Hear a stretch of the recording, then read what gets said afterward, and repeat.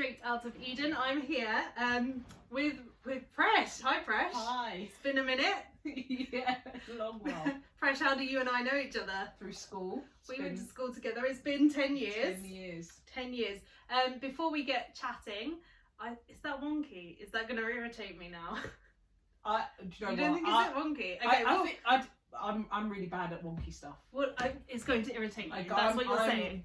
To me, the wonkier the better. Oh, right. What do you mean the wonkier the I better? don't know. She's trying to appease me now. So we're going to do 60 seconds of chat in a hat. Can't do that with my hair up, really, can I? Yeah, but Presh forgot her mask. So I've got a mask. I think it's a new trend. Yeah. As if people couldn't wear their masks anymore wrong. Yeah. You're just going to start them off. Okay, so are you ready for 60 seconds of quick fire questions? Yeah. Okay. What's your favourite book? Okay, so just recently read one. It's called The Cross of Christ, John Stott. Oh, very Really loved it. heavy stuff. I know. What's your favourite film?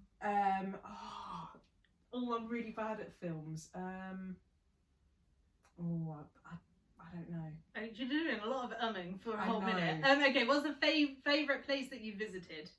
Japan. And best food? Oh, takoyaki in Japan. Oh, Delicious. Nice. They're these little balls of goo. Fun. Yeah. What is the earliest memory you have? Oh, probably in reception when I had this fight with my boyfriend. And he was two-timing me. And he gave her love hearts. Men are trash. He gave her love hearts and not me. Men are trash. I think I knew about the other woman too. I was alright with it until the love hearts. Which you were friends with her until what? I was okay with the other woman until you were love just hearts. gonna happily have be the mistress. I was happy, but he gave her love hearts and not me. As soon as that happened, it was done. Presh, don't ever settle for second best. That's like the worst. You can't settle for second best, man. What? And no, how did you end it then? Oh, I can't remember. I think I wrote him a letter to tell him I dumped him and then put it in his book bag. His poor parents must have been absolutely horrified. What on earth is going on? Yeah. I've actually clicked record. Let me check if I'm It's not recording. No, it is recording. It is recording. I'm so blind as well, so by the time I'm sat down I can't see anything. Presh, this has been a minute. Wow. Yeah. This has been a long time. It's really fun because I'm a bit of a stalker, an Instagram stalker, and so I always watch people's videos and then never say anything to them. And Presh has recently been uploading some really cool videos about her church, about her faith, and she's always traveling and always looks like she's having fun anyway. And we last saw each other when we were 18, and so then I just sent her a message and said, hey, do you want to come and chat? And it's been really fun so far. Yeah, we've done a lot of chatting. Do you want to tell people a little bit about yourself? So I'm 28 now. Well, I don't know what to say. I'm loving lockdown in terms of I'm not at proper work at the moment, and I came to Christ when I was 19. Fun. And what do you do when you're not locked down? Oh, when I'm not it's in my job. Yeah, I guess so. Oh, right. So I think that is a big part of who you are. Do you not? Yeah, it takes up most of your time, doesn't it? Yeah. So yeah, I'm a junior doctor, and I'm going into GP training in August this year. Genius stuff. So Presh is going to deliver us from the coronavirus. And so what happened after 18? We all go our separate ways. Tell me what happened to you. What happened after you left Brentwood? So after I left Brentwood, I went straight into uni. So I ended up in Exeter. Ended up sounds like that was your first choice no, or something. To be fair, do you know what? Everyone always puts the London unis as the top for medicine. Yeah. I wanted to be as far away from home as possible. Not for any particular reason. I think I just wanted that independence, and uni was always woo, that exciting thing in lights. So ended up in Exeter, which was okay, and then kind of moved around to Exeter, Plymouth and Truro, because that's how our medical school was built up. And it was I had a few wild days, and then found Christ. Still had a few wild I days. was going to say, whilst can in you not have wild days? Once you've yeah, you converted? can, but they were a bit too wild. Oh, really? Oh, okay. Yeah. And so, yeah, and then moved back home. Yeah.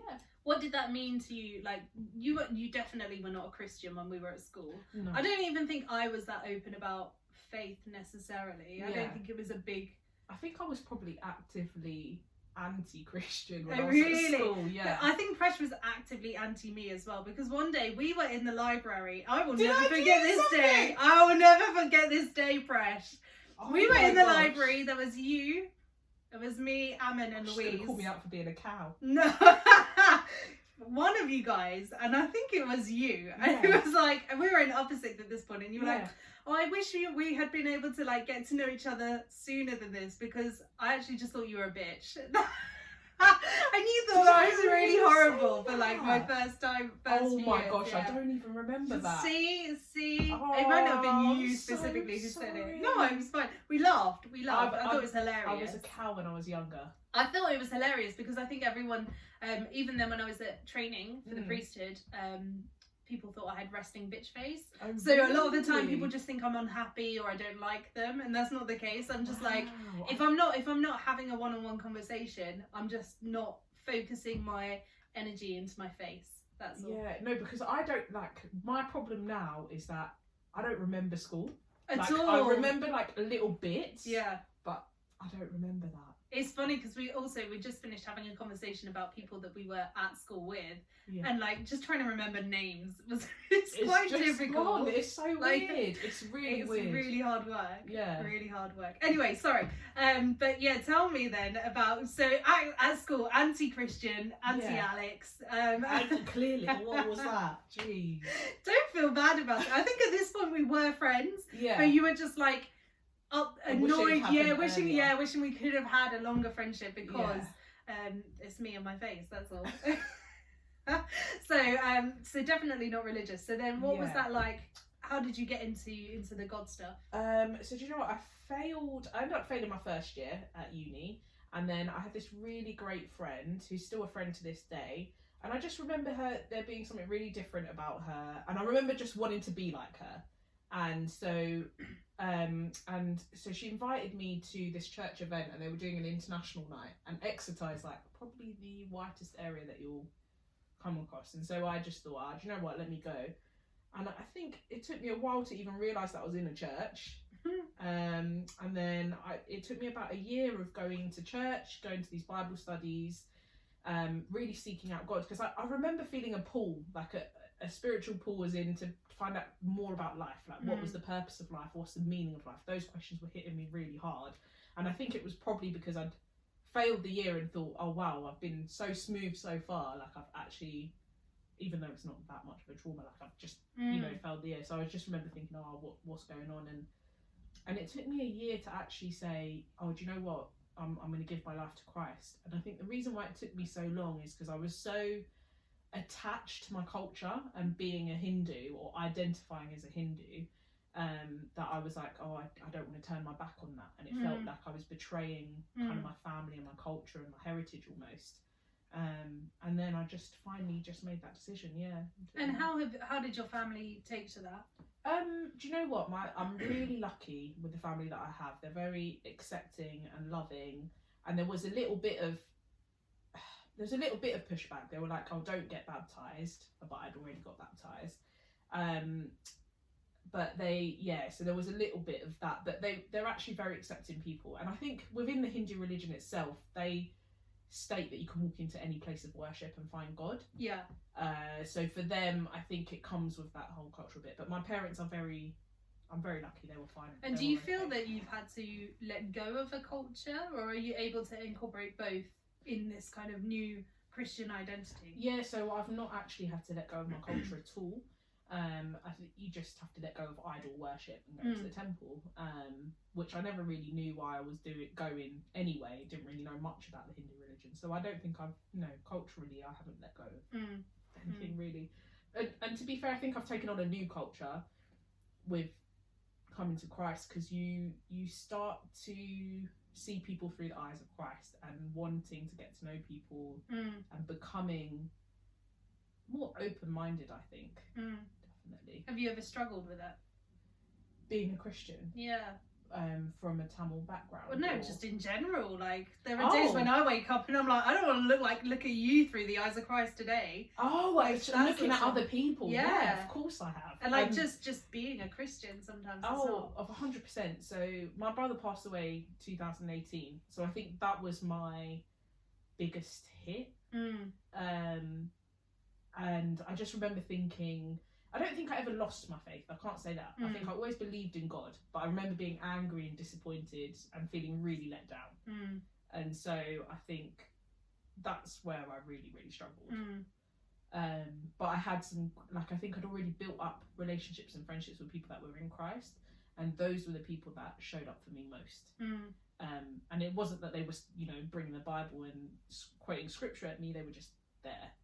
Yeah. Presence is really important, I think. Yeah, 100%. Especially at times of grief, and those people just being on hand and being around. And like you say, I don't need people to read me scripture, and I don't need them to say to me, oh, but God loves you and God is so merciful. And I'm like, so my brother died as well recently, so I know that kind of sense of, I'm really angry at God. I don't want to know how great God is right now, and you know how much God cares for us, and God feels your pain. Actually, I really need to be angry. I remember being surrounded by, like, similarly, being surrounded by people who were able to just be like, yeah, this is horrible.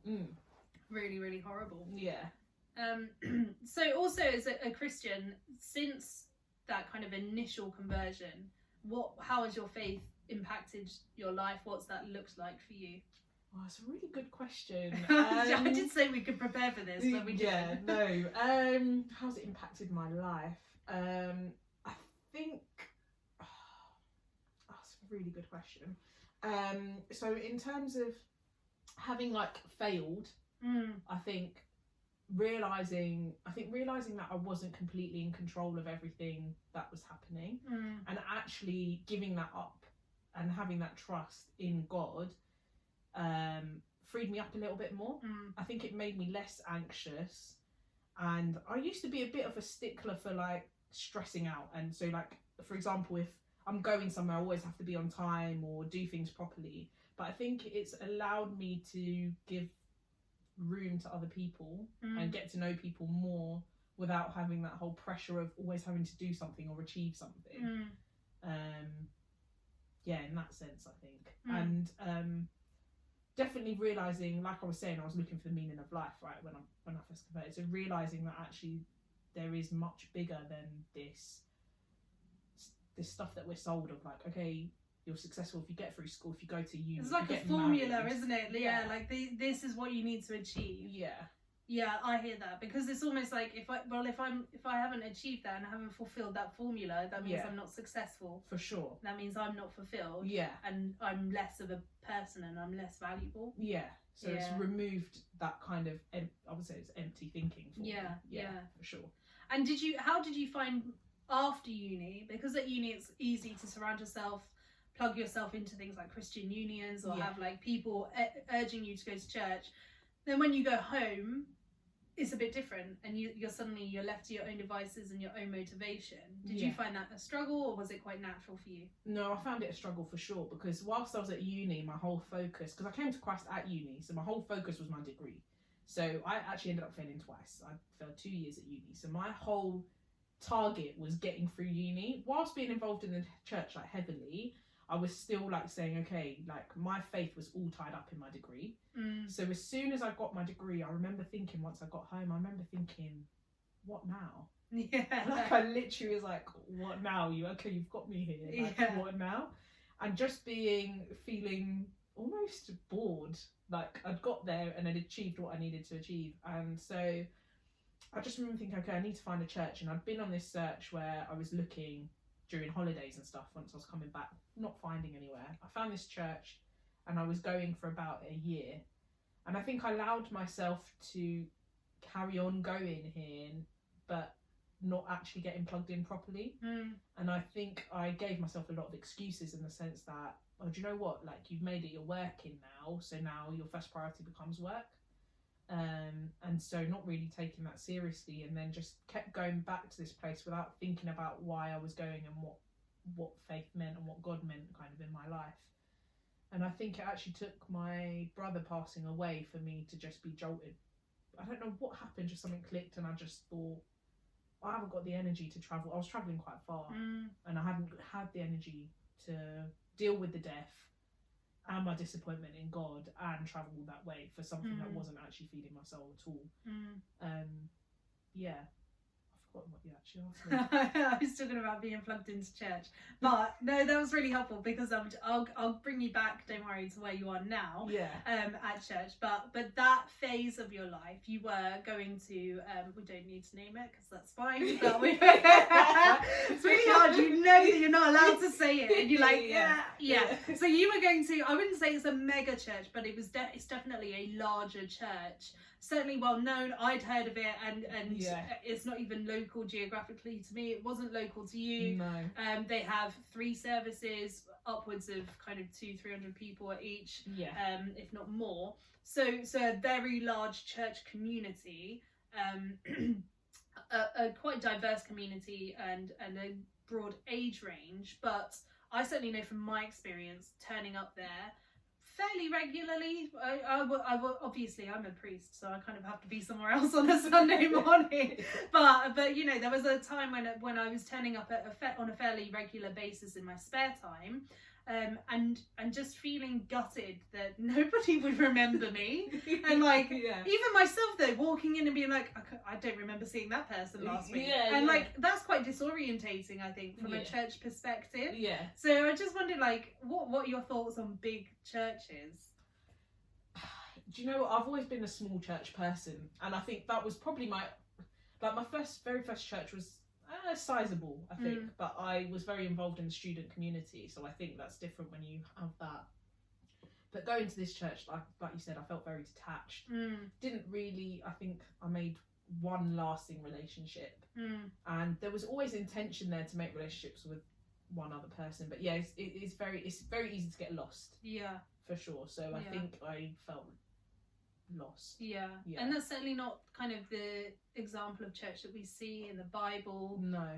There's a real focus on the ground local community, exactly, and context. I find it really interesting. One of the conversations I have is about at what point does worship become a concert and performance? And it's hard because everybody wants your worship group to sing well. Like, believe me, I'm working hard at St Mark's to build a band and get people involved and all that sorts of stuff. And then there are people who I know are in the congregation who are younger, who don't quite have the competency to play, but I'm like, should that stop me involving them in worship in the service?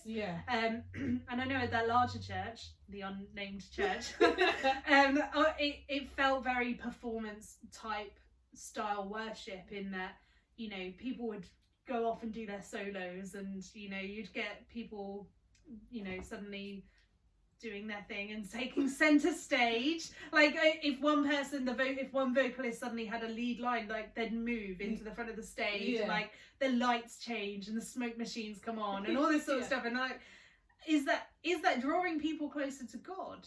And I find it really hard because I can't answer that question for everybody else. But did it draw you closer to God? No, I can't say it did. And my initial church that I was part of when I came to Christ was very much like that. It was very much a production and a huge stage and all of this. So no, I can't say it did really. But it's hard because I can see why people want, because there's been times where I've had worship and it's been very like amazing and has drawn me closer to God, but I can't say those. When were those times? Those times weren't with all the smoke and the lights and everything. I just find it really interesting that I think you can create an atmosphere with your genuine relationship and connection to God whilst you're worshipping God. I think you can create that without having to do that with extras. Yeah. Yeah. I think that it's very easy for us to move between from one to the other without realizing it. So like I say, I'm working on engaging people in my congregation to be able to play music live for us. And I know that in my head I'm like, but they need to be of a certain standard, and like let's build a little somewhere where their drums can go and all this sort of stuff. And then I'm thinking, how far down the line do you get before you're like, oh, this is now a concert? And I think it moves quite subtly in one direction. I think you're right. Yeah. It doesn't just go from one to the other. Overnight. Well, I don't have the money to do that overnight. But obviously some larger churches do. But just quite interesting, like they must be serving these hundreds of people something, that they're coming back faithfully, emptying their pockets faithfully. Yeah. I don't know if that's just blind faith. I don't know what it is. Yeah, I don't know either. I always felt when I was going to that church, like after a while, that it was very catered towards new believers in terms of the preachers and the sermons that you're getting. But yeah, I don't know how they have that loyalty of the congregation going back time after time. Maybe it is because they've built up such a following, and they're in a central location. They are, yeah. They're in a really good location, actually. They run a lot of courses as well, but I just don't agree with this. I find it really difficult, and feel free to disagree, but something in my soul cries when you see flash across the screen, you know, single ladies, prepare yourself to be a good wife, and you're like, what? I've not come to church to prepare myself to be a good wife. So yeah, I am, I'm going to be a good wife, but you think I need to come and sit here for a whole Saturday and have you tell me why I'm going to be a good wife, how to prepare myself to be a good wife? Yeah, so do you know what? This is something I've been battling with recently. So like I have been very into the whole reading books about relationships and how's that working out for you? Do you know what? I read this really great one called The Sacred Search. Okay. Which is really good because it talks about, it's very realistic. It's not like wishy-washy, and it talks about asking those serious questions with someone that you're hoping to spend the rest of your life with. Yeah. So I find that really helpful, and I really like that because I think you have to be wise about what questions you're asking. Yeah. It talks about, you know, where do you see your life going? Yeah. And you've got to match that up with the person that you're going to end up with, because someone might want to go around the world being a missionary, and someone else, you know, might find their mission field, I don't know, in a local job, in their job that they're currently doing as an IT person, and that they find that that's where God's placed them. How's that matching up? So yeah, I think it's wise in that sense. But in terms of, so yeah, I recently watched a preach about being single, and I don't know, I just find it a problem focusing on that. I mean, I find it really patronising sometimes. Yeah. I'm like, I'm worthy, I'm valuable, I'm contributing to this church community. Yeah. I know I'm single. Yeah. Like, you don't need to come and tell me that I'm single. You need to tell me that I'm single, exactly. And I think they've overshot it. So in the sense that maybe they've realised that people are feeling unhappy in their singledom. I think it's different nowadays though. But people are feeling unhappy in their singledom, and they're in the search for, or you know, some people have that desire, some people don't have that desire for a marriage partner, and they've overshot it to be like, oh, you can be really productive whilst you're single. But like for people that already know that, it's almost the whole like milk and meat thing, isn't it? Like when people already know that, it's a bit like, okay. Yeah, thanks for that. What about the married parents that have kids? Like, what are they learning from this? Yeah. Because sometimes that single thing comes into like actual main sermons as well, and you're like, well, I don't know how this relate, and they'll be like, oh no, you might be married, but it does relate to you. And it's just, and I think I find that whole topical preaching a little bit, I don't know. Yeah, and certainly the idea that I should be sent on a course to prepare myself for being a wife. Yeah. And I'm like, what about being a good disciple of Christ? Yeah, thank you. Where does that come? Thank you. Yeah, and like, sure. I can sit alongside my married friends and have that conversation. Yeah. And my discipleship might look different to a friend who's married, not because of her marital status, but because of our contexts are different. Yeah. And like, and this whole let me prepare myself to be a good wife. And like I say, actually, you might not end up getting married. Might not get married. Might not be a let wife. me prepare myself to just be a good Christian. A good Christian. And as I am presenting myself, if a man doesn't want it as his wife, then he's not my husband. Yeah, to exactly. be like what do I care about that? I just find it so irritating. Yeah. And a lot of the stuff that I saw at that big church was things about being single and preparing yourself for something better were geared at the women. Right. And being a good husband already was all for the men. And there was this assumption that men didn't need to do any work for the preparation. And they were already... Because the men are... that's how I was interpreting all these things that I was seeing. Because I was like, okay, so the men are... They're prepared. They've been prepared. They're ready. You got nothing about men come and prepare yourselves for to be a good husband. Yeah. Actually, you're right. I don't know if I've ever seen and that, like, you know, prepare yourself to this what you're looking out for in a good wife or anything. It's always geared at the women. The women are the ones searching. Yeah. And the women are the ones preparing, and the men are just waiting and ready. No, for women to fall at their feet. Okay, And look, as Presh said, in reception, her boyfriend in reception was not prepared and ready. He wasn't from a young age. He was ready for 2 wives. From a young age, they need to be taught better. They need to be taught better. So tell me about the church that you're in now. So it's great. I found it. You can name that one. Oh, can I? Because I'm saying good things. Yeah. I go to this church called Ark Thurrock, which is amazing. I found it after my brother passed away, and it's slightly smaller in congregation. I'm really bad at estimating numbers, so but yeah, as soon as I walked in, I felt at home.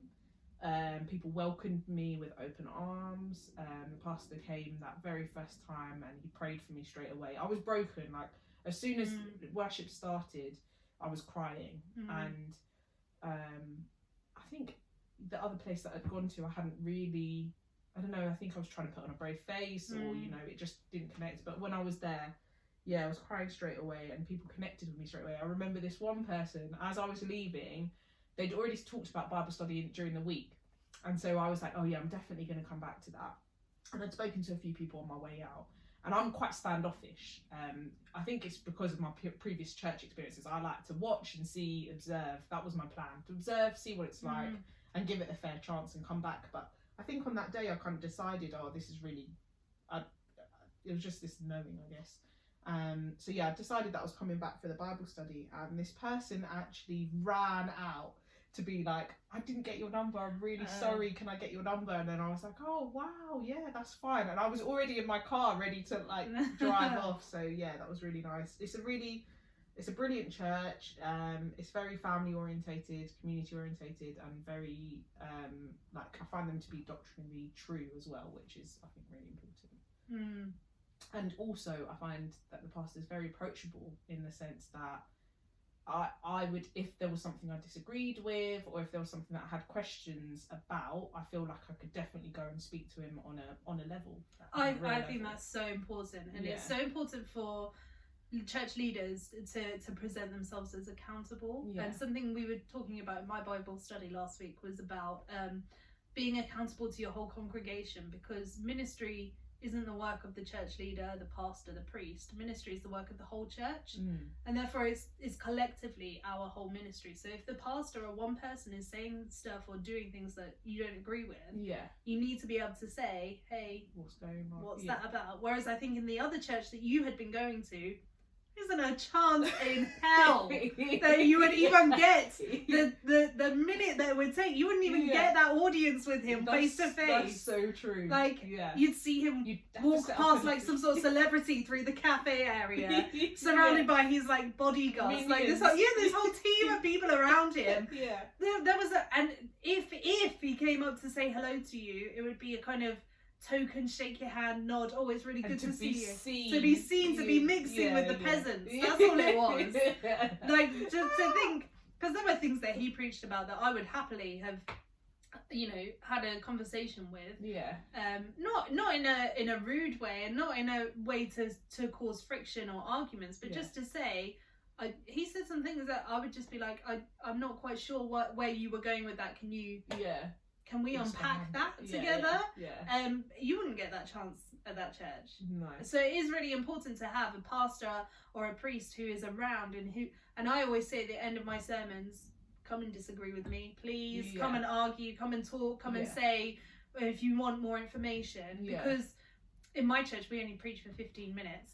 Wow, really? Okay. Sometimes a bit longer. Sometimes it depends how excited. Is that to do with like attention span? Yeah, pretty much. And I think partly attention span, which is a lot shorter online. Yeah. And also because we have a lot of other things packed into the service. So every week is Holy Communion. Oh wow. Okay. Yeah. Cool. So we so every week you've got other things that you're kind of piecing together.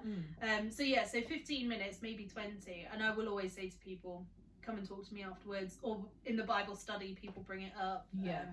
We had a great couple of weeks ago, did a Bible study.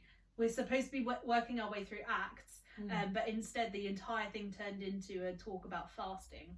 Oh wow. So it was just really interesting, and being open to have that. That whole flexibility. And in and amongst that group, there's me. I'll say what my opinion is, and I'll say, and I'm taking that from these verses in the Bible. And people are always really confident to say, I'm reading the same thing, but I'm reading it in this way. Yeah. And there's never any tension. There's never a sense of superiority. Occasionally people will say to me, oh, but Alex, you're the one who has all the degrees and you can do the Greek. And I'm like, yeah, that's fine. But it doesn't mean that God is only going to speak through me or to me, or God is only speaking in the Greek. I really don't think that's the case at all. So I think it's always important to have accountability in your church. Yeah, definitely. So for you also, like, the hospitality and the welcome was really important. Definitely, because I think community is so important, and I think when people come to church, not always, but sometimes, people are on a real low, and so I think it's important on a general to make people feel like they're cared about.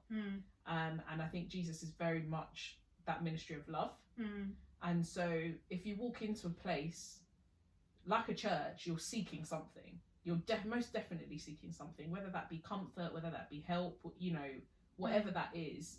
And that is a place where you should reflect Jesus's love, essentially. And so, I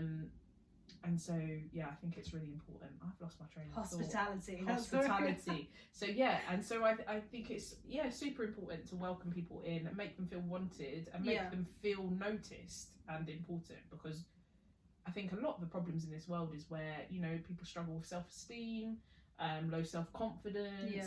Whereas actually, if you look at someone and smile at someone and make them feel like they're important, you start to begin to then be able to build a rapport and a relationship with those people. And that's key, for sure. Which is exactly why the bigger churches don't always work, because you're just lost in a sea of faces. Whereas you go to a more local church, and people are able to say, oh, I've seen you, you're new. And when it is a local church, often people are from your local community, 100%. And they can get passionate about local community causes. Absolutely. Really hard to get passionate about a community cause for a church of 40 minutes away when I'm never going to see or be involved in the fruit of that. Absolutely. And I'm like, you do what you're going to do in that shopping centre. Like, for me, I'm not walking through that shopping centre, so not going to bother me one bit at all.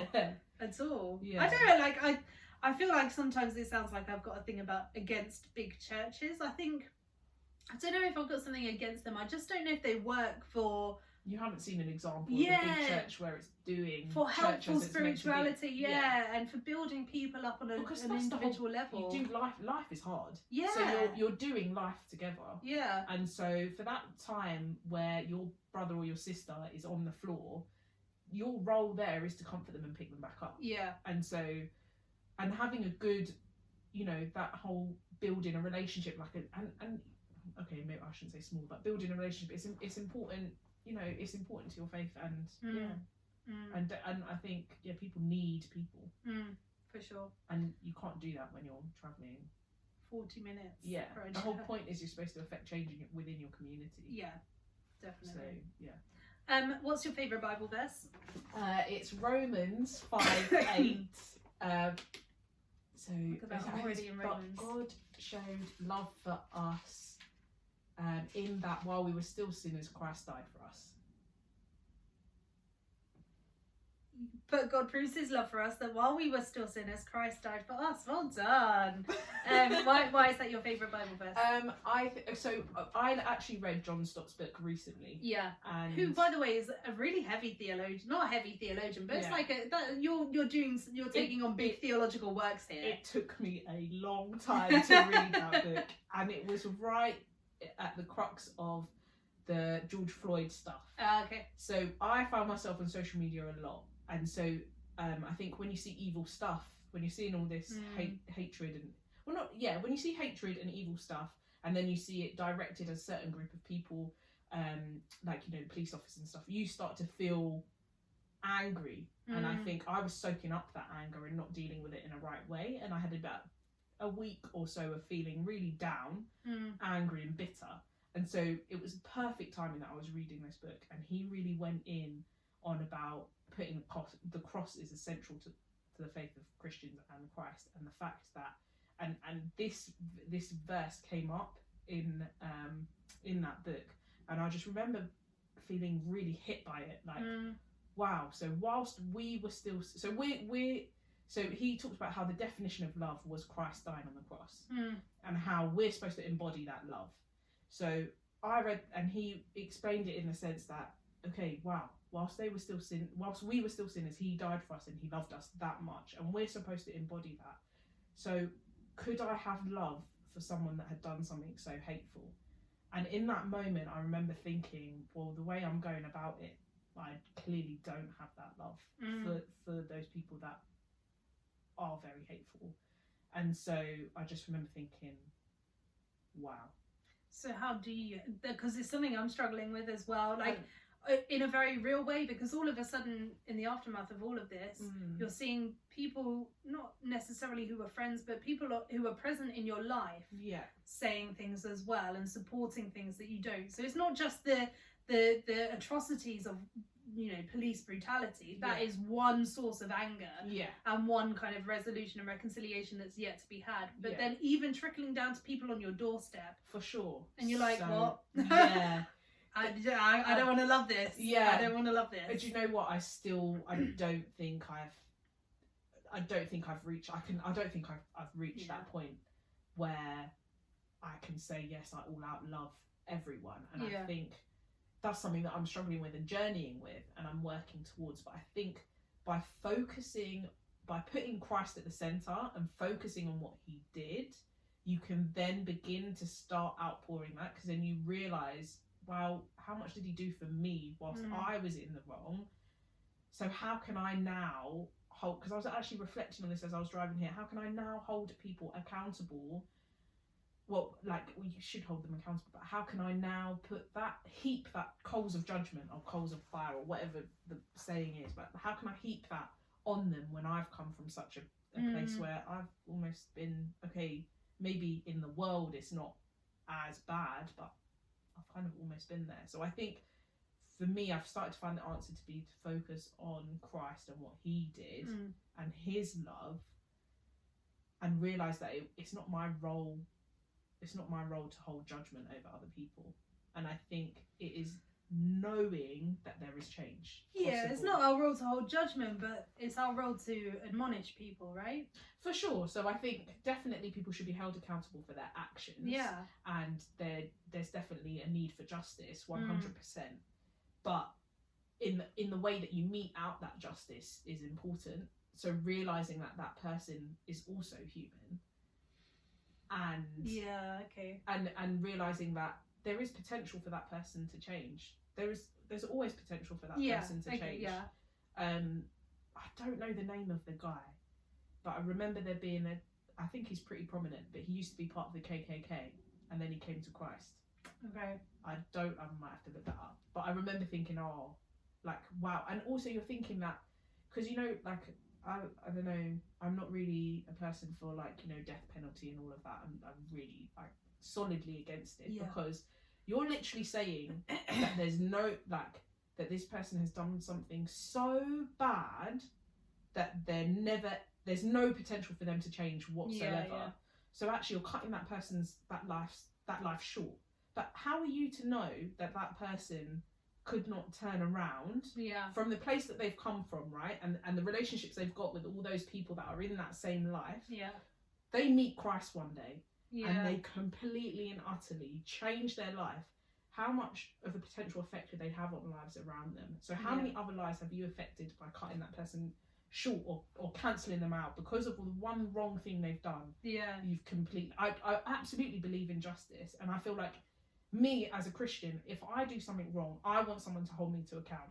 And if I've done something wrong, I want to do my due diligence and be punished for what I've done wrong. I'm not saying... Oh, you're in for the punishment as well. So I'm like, well, if I've done something wrong, absolutely. Okay. Like, tell me like, if I have to hold myself accountable, and I have to be responsible for the actions that I've done, that I've chosen to do. Like, there's choice in the actions that you have.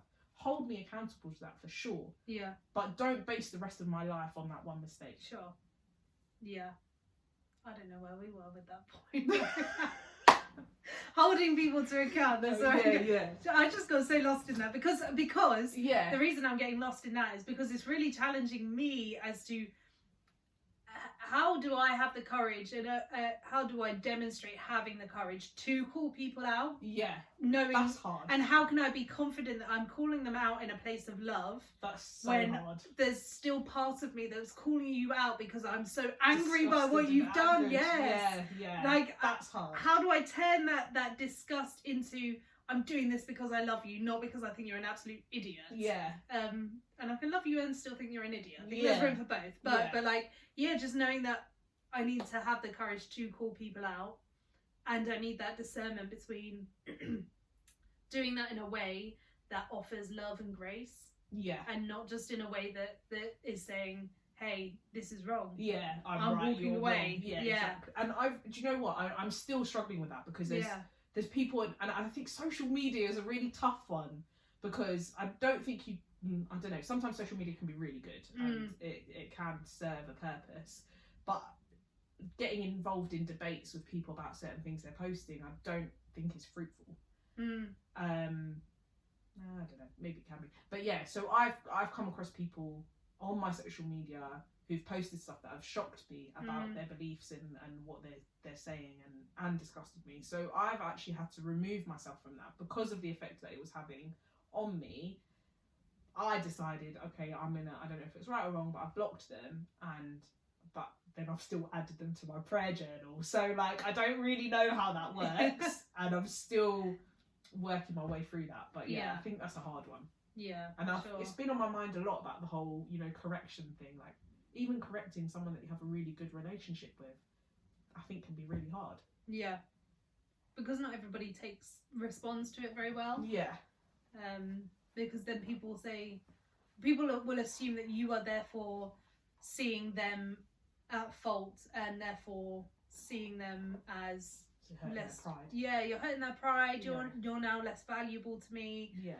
Rather than, so it works two ways, that grace, rather than being like, oh, you're doing that because you care about me, just in the same way that I'm going to have the grace to say, I'm saying you're wrong and calling you out because I don't want this to be shut down. So the grace needs to kind of be on both sides.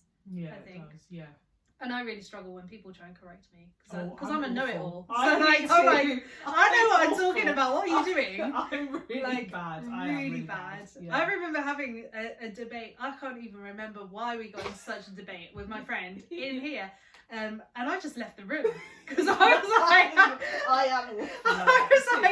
really bad. I was just looking and like tearing apart my argument, and I was like, I need to go outside. I was like, no, come back. I've got no ability to be like, that was really stupid, that point that I've made. It doesn't stand up. And even on an intellectual or an emotional level, I'm like, let me just avoid it. Let me just run away. Anything, I'm just leaving. I am childish, so childish. So needing for myself. Needing just a bit more wisdom in like handling that on both ends. But the world at the moment is so chaotic, and I think you're right. Social media can be really damaging because you're seeing all of these opinions that you wouldn't usually hear. Like, these people are saying things that they wouldn't say at a table to your face. For sure. And so you're like, what? Yeah. There's all of this like toxicity going on, and you're seeing things that people suddenly feel comfortable putting online out there on a public platform. Yeah, I really struggle with it. Yeah. Really struggle with social media.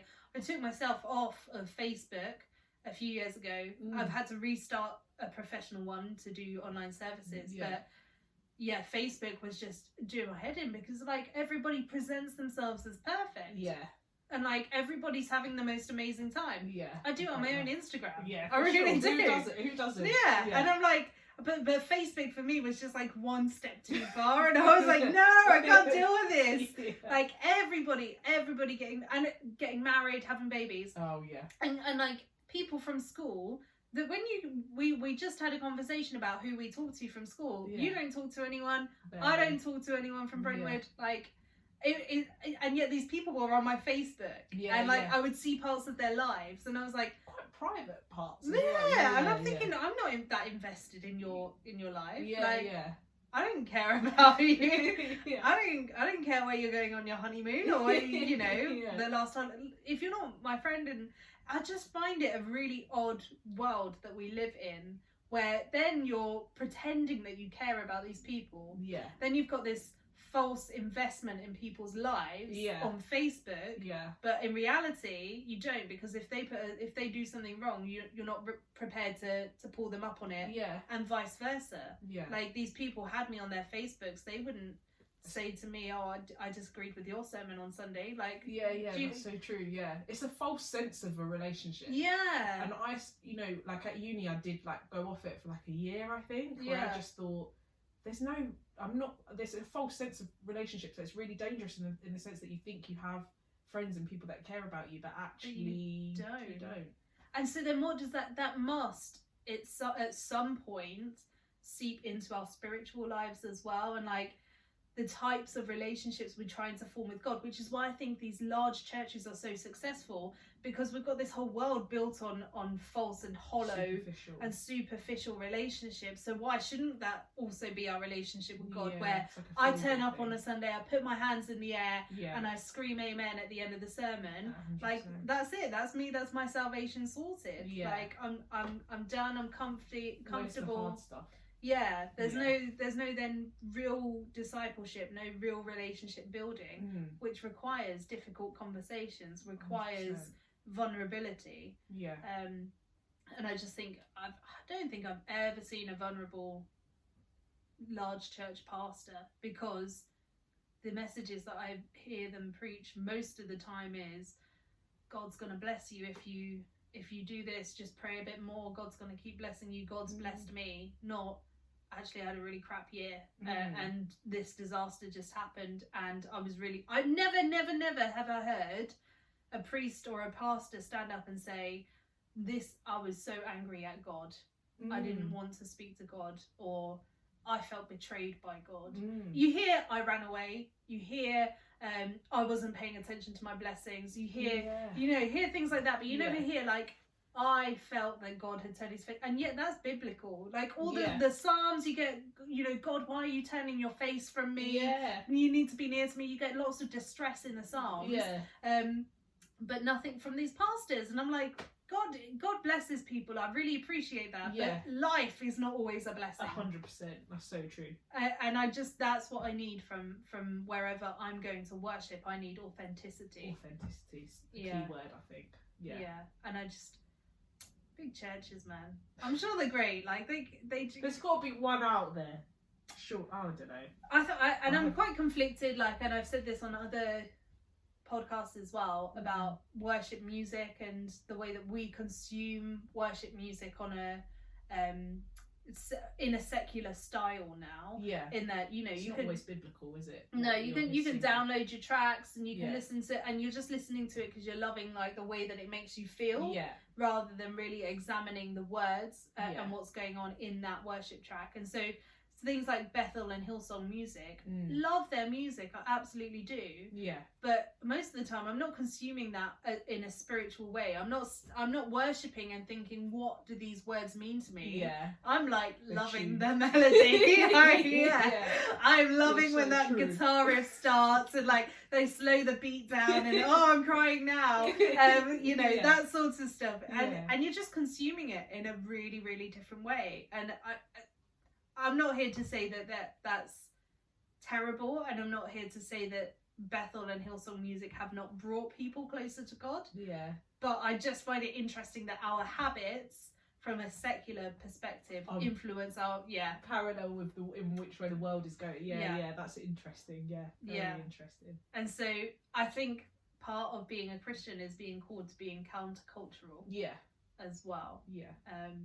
Which I don't think I do very well. I do fashion, cultural fashion. I'm like, let me look at who on Instagram's looking good today. I need to copy that outfit.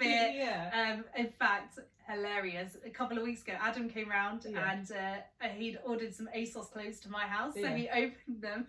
There was this one t-shirt and I was like, oh, I really like that t-shirt. I went on to ASOS and bought the same t-shirt. Oh dear. That's how bad I am. Like, I'm definitely a copycat. I'm like, oh, I love it. I love what you're doing here. No individual style at all. This is always ripping somebody else off and somebody else's trends off. And yet Jesus calls us to be countercultural. And I'm like, in what ways am I different, and how do I stand out? Yeah. Do you think you stand out? Do I think I stand out? Yeah. I do a lot to try and blend in, I think. Oh, really? Yeah. So in the sense that, I don't know, do you know what? I was actually thinking about this on the drive over, like, because I was even thinking about today, what shall I wear? What do I wear? Like, I'm going to be on video. What do I look like? And so, and sometimes I find myself doing the whole thing of like, oh, because everyone else is doing it, I don't want to do it. But even that's trendy. Yeah, exactly. So, do I think I stand out? No. Do you not even as a personality, do you think you're countercultural? I think I try to be, but I think that's the stubbornness within me, not wanting to be doing what everyone else is doing, but also doing what everyone else is doing. Because like, I think recently I've been thinking about, like, on my heart's been like ethical clothing and ethical shopping. Yes, I noticed you're in your Yik Yak. Yes. And then I was just like, but even that in itself is just, I don't know. It's hard. It's trendy, and it's hard, because it's like, this was a gift. Thank God. Because they're expensive. They're so expensive. So expensive, But I think the way to do it is charity shops. Yes, Depop. Depop is like my latest app on my phone. I see all the Instagram. So good. Really? Yeah, but again, you're straight back into the trend of vintage clothing. Yeah, exactly. That's the thing. Yeah. Innit? Yeah, and so ethical clothing though. H&M have got ethical lines. ASOS have got ethical lines as well. I've heard ASOS do. Yeah, so I think everyone's like bringing themselves up. So I think like where Adidas. Adidas they're trying to do recyclable stuff. Better. So I think they're all being called up on it. Yeah. So being countercultural, being cultural and in with the culture in the world around you isn't always a bad thing. No. You could say that. Yeah. So I think being countercultural, sometimes I think that's calling us to be radical, to be a bit more than what society expects of us. Yeah, so I think we live in a highly materialistic capitalist society, and especially with Instagram where you're showing that life is good all the time. Would I say I aim to be countercultural with that. I'm trying to be real as possible when I'm posting or doing stories. Yeah. And I don't always look good. For sure, you just do so many stories. Yeah, I know. As well, and I make sure that like I'm coming in with my morning breath and like not wearing like, as in I'm not a big fan of makeup, so it's probably easier for me not to wear makeup. But and sometimes I'm just like, oh, my hair looks really rough. Should I change? And I'm like, no, I'm not going to do that. I'm just. You're very realistic. Yeah. Like very realistic. Yeah. And good at portraying a reality. Yeah. And so that is the counterculture of the day, isn't it? Yeah, I guess so. You could say that. So yeah, because obviously culture changes, it shifts all the time. Yeah, because I'm very conscious of other people. I don't want anyone to ever feel covetous of my life. Because, oh really? Yeah. You don't like showing off? No, I hate showing off. Wow. Well, then so I do. different. And then I have been travelling and posting Yeah. pictures of You're that. into Japan and Thailand and where else? Sri Lanka. Sri Lanka and Malaysia. And Malaysia, like Yeah. had the whole year off, just chilling. Yeah. Yeah. So I do have a very enviable life. Like I'm very blessed and I'm very fortunate. But then also sometimes the thought does hit me like, oh, I don't want people to think that my life is just all Fun travelling and and all games. good. Yeah. Because I think that can put people in a bad mindset, and I think it has a lot of like the whole comparison thing, isn't it? Oh, their life is so good, like all the time, and they look perfectly great, but little do they know they've taken like 50 photos to get that perfect shot. To get one shot, and that will never be. And me. different filters. Oh, the perfect photo. You haven't got the time for this. No. And I think it's funny because that is the world around us, and then when you're trying to build relationships, friendships, whatever they may be, in church and out of church, you just don't know what is honest and what's the truth and what's the authentic. Who, am I becoming friends with the person on Instagram and that personality, or am I friends with somebody else behind closed doors, and yet you're claiming to be the same person? And then I guess the counterculture of that is that gospel truth that Jesus is the same yesterday, today, and forever. There is no kind of veil of inauthentic personality. Jesus calls us always to be loving, to call out truth, and to search for justice and to establish justice. And that will be the same yesterday, today, and forever. And I think that will always be radical. I think love and truth and justice are becoming even more prominent, well, as topics, but almost like further away. Does that make sense? Like, because of the culture. Yeah, the culture is now diffused and kind of made ambiguous so much. So many of the lines and disciplines of truth and love and justice that it seems far away, so far away, so unattainable. Like, it's becoming harder to love people, like some of the people in the world.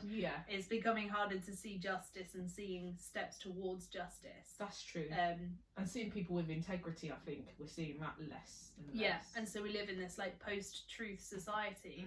Like one of the things we were talking about earlier was Boris Johnson standing up in Parliament and saying there is no country with a reliable track and trace app. Everybody knows Germany does. And everybody wrote that in articles, but this man is allowed to continue to be Prime Minister. And not called up on it. And never called up on it, and continues to not tell the truth. And so we live in a society where we know something isn't true, or when something is true. But we don't seem to value that. No. Even with like media outlets, most of it is based on lies, right? So exactly. And we don't mind that we're putting filters on. The more drama the better. The whole filter thing. Like, what is that about? Unless it's a funny like cube face. I don't really. We just don't. And we don't seem to care that that's slipping away. And so it's actually the faker the better. The more filtered you can look. The better. Almost. And it's a bizarre world. It is actually, when you think about it. That's it's so true. Scary world. It is. And that's where we're called to be countercultural, not necessarily by, or don't use filters when you're uploading pictures, but like recognize where truth is in the world, and start giving value to truth. And start holding people accountable. I mean, I regularly tweet Boris Johnson. Do you? I need to look it up. He never replies. Boris Johnson, Rishi Sunak. You really? Yes. What's your handle? So Alexandra J. Guest. Okay, I'm gonna look it up. So like the other day, the department. Boris, you lied about that.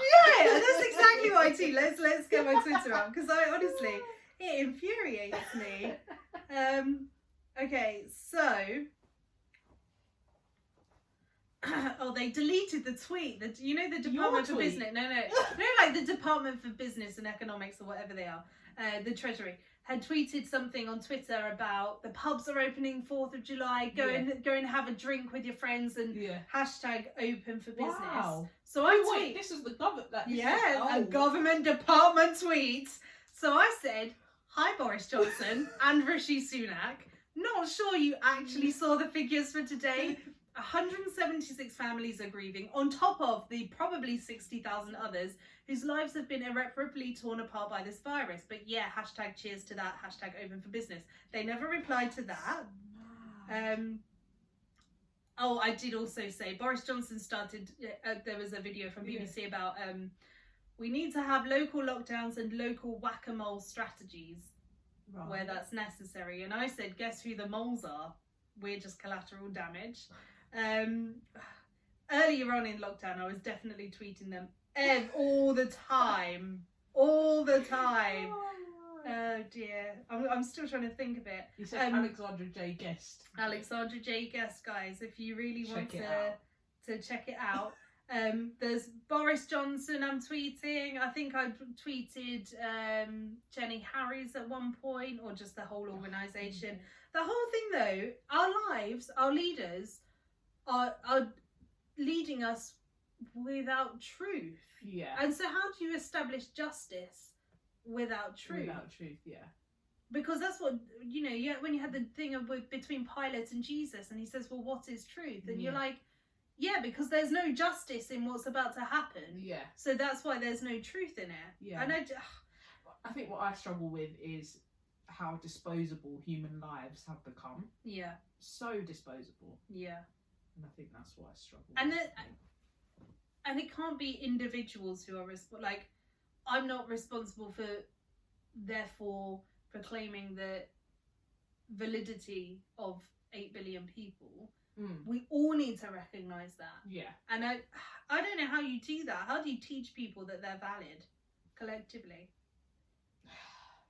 Who knows? And especially in like post Black Lives Matter. Yeah.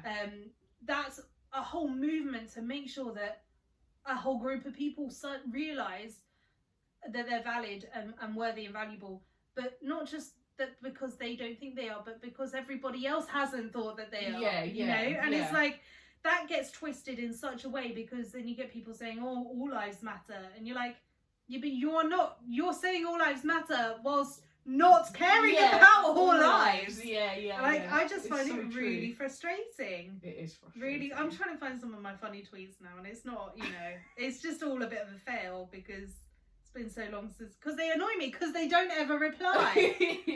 So how do I hold Boris Johnson accountable? Yeah, because he doesn't ever reply. That's so true. I mean, I'd say I hold him accountable at the. I was even thinking, like, at the protest, what would it take for you just to come out and say, I acknowledge that you are there. I might not have any answers for your solutions, but I acknowledge the fact that you've come out because you're so angry and upset about the way you've been treated for how long? Forever. What's stopping him coming out to say that? Yeah. There's you're not putting anything at risk. You're showing integrity by saying, I'm here and I've heard you and I see you. Yeah. What's wrong with that? Yeah. Or even to say, like, we don't have it all sewed up, but we hear you and we want to do something about it. And but there is no want. There's no desire from a leadership perspective. There is a desire to do, because they are safe for another 4 years. Yeah. Like they're untouchable essentially for 4 years. And British people have a short-term memory. They will get to the polls in 4 years' time. Yeah. And what will they do? Probably the same thing over and over again. It's the question of what's your intention behind that vote that you're putting out there? Yeah. What's your intention to become a political leader? Why do you want to be a political leader? Yeah. Those are the questions that I want to know, or the answers that I want to have. Yeah. Because this is...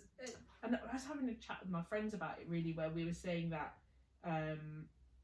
within leadership, there should be some sort of picture of where you have every minority, well, I don't know, I just said minority, but every background, every culture is spoken for in some sort of way within leadership, because there's no way that I can't say that I know the experiences of every background within the whole of the UK, because there's such a vast. So you think it needs to be difference. proportional representation? I don't know if it's proportional. I don't know if it's proportional, or whether it's just that because proportional is pertaining to like numbers, isn't it? Yeah, like on a scale Yeah. that reflects the makeup of the country. Yeah. Okay. Yeah. Maybe that is what I'm trying to say. Yeah. But like have that where everyone has the opportunity to have a voice. Yeah. Yeah. But then how does that look like in reality? That's a tough one to even meet out, isn't it? Yeah. Yeah. That's a real tough one to meet out. And they're trying to encourage that on more local levels with things like Citizens UK or like local assemblies and stuff.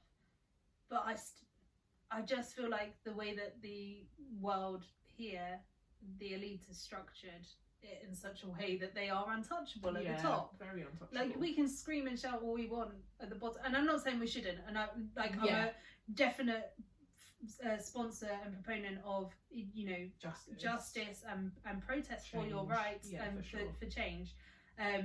But I do like. If Boris Johnson can lie that much in Parliament, point blank, and just like, on video, and just still be there the next day, and that's not the first time he's lied. Like the whole Cummings scandal, loads of stuff that he's done, and you're like, hello, that wasn't okay. But we wake up the next day and he's still there. And the same with Donald Trump. Will just lie. And say things that are not true. And say hateful stuff. And let's not forget Boris has said hateful stuff in the past. Exactly. Even though I've said but this was before he was elected. And you're like, why was he allowed to run? If he was spouting racist and vile stuff in his columns, you can't then allow him to get up and run for Prime Minister of the country. So they're in their bubble. They are protected, and I find it frustrating, infuriating, and so I also tweeted him about Cummings. I tweeted him because there was this other couple that got sent home on the same day.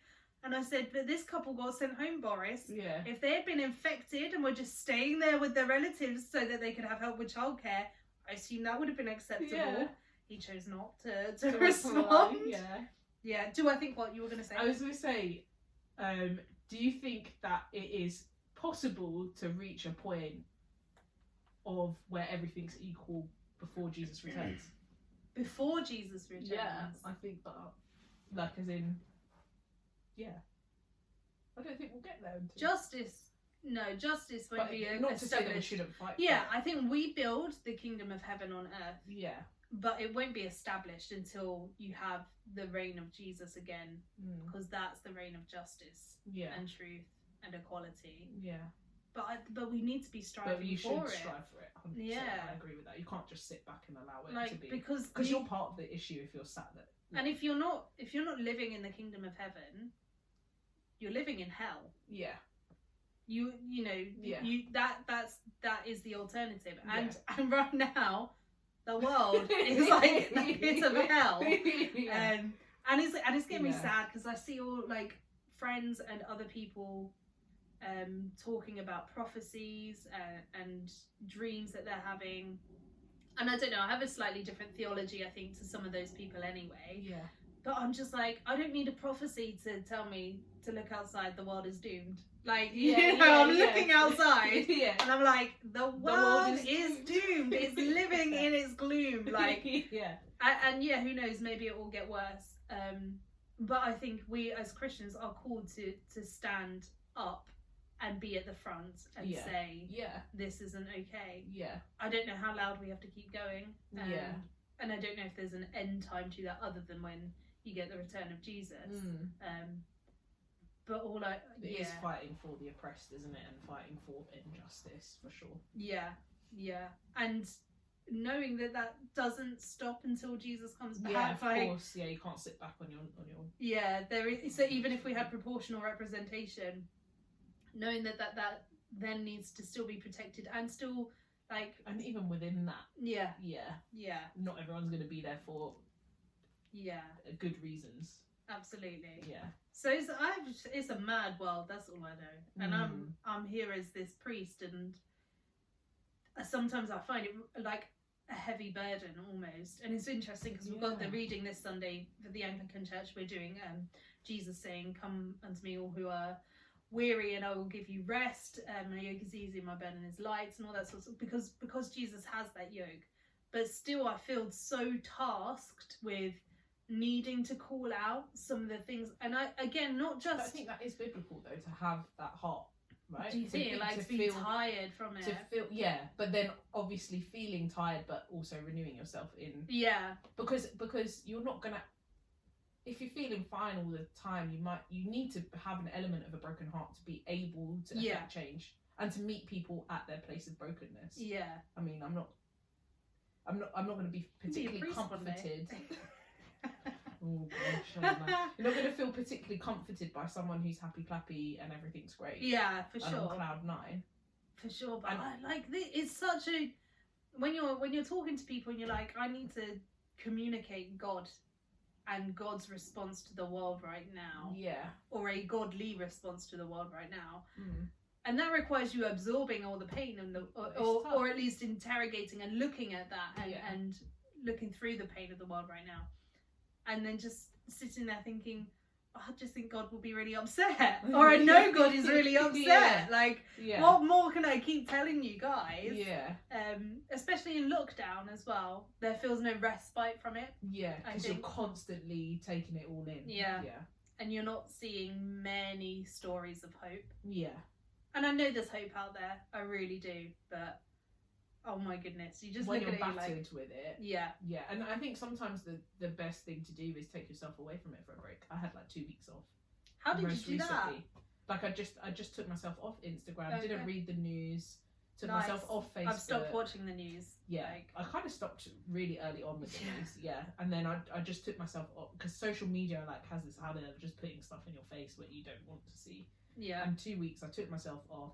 I sat with the scriptures and watched, sermons and stuff. Oh, nice. And actually lockdown gives you that luxury to do that. But then I don't know how much luxury you have to just switch off from the world completely.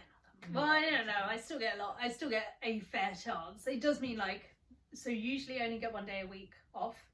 Right. But I've been, because I've had to cancel holidays. Heartbroken. Where are you gonna go? Portugal had to be cancelled. It's really hurting me. I was supposed to go to Spring Harvest, which is a Christian conference. I was supposed to be there. Is that in Cornwall? No, Minehead, which is Taunton, Somerset. Oh, Taunton, Somerset. Okay, fine. So I was supposed to be there after Easter. I'm not going to be travelling in August, probably. All these sad things that have, woe is me and my privilege. But because I had to cancel holidays, which would have been, especially Spring Harvest as a Christian conference would have been my time to really spiritually revitalise.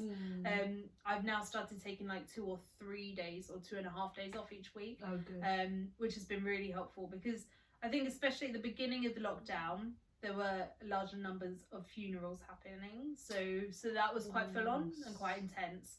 And now, as much as lockdown is easing a little bit, now it's time for me to be now I need my space and rest. But then, as you said, preaching every Sunday, you can't necessarily be you have to be kind of knowing what's going on in the world.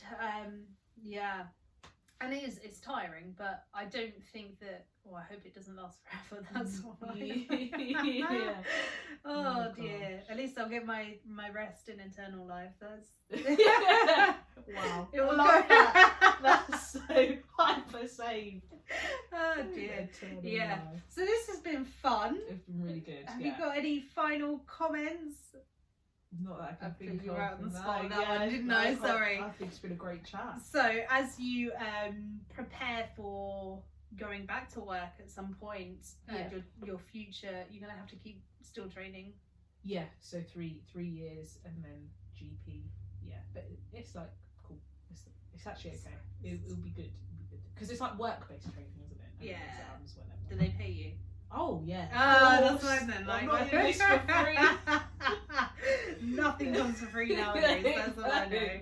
No, that's good. That's good. Okay. So I say we all the time as if everybody who watches is going to agree with me. I'll be praying for you, and I hope like it goes really well. I'd really love to get you back as well at some point, and we'll keep on chatting. Yeah. But it's been really fun. So thanks for coming on, Thank especially in your good dungarees. Yeah. I think everybody needs to go and get some now. Yeah, I love them. So, sorry. I should bend down. Have a good afternoon, day, whatever you're doing. We've been doing this for 1 hour and 15. Wow. That's like the longest one I've done. Sorry. I talk way too much. And we will see you again soon. I have no idea who'll be on next time. So enjoy.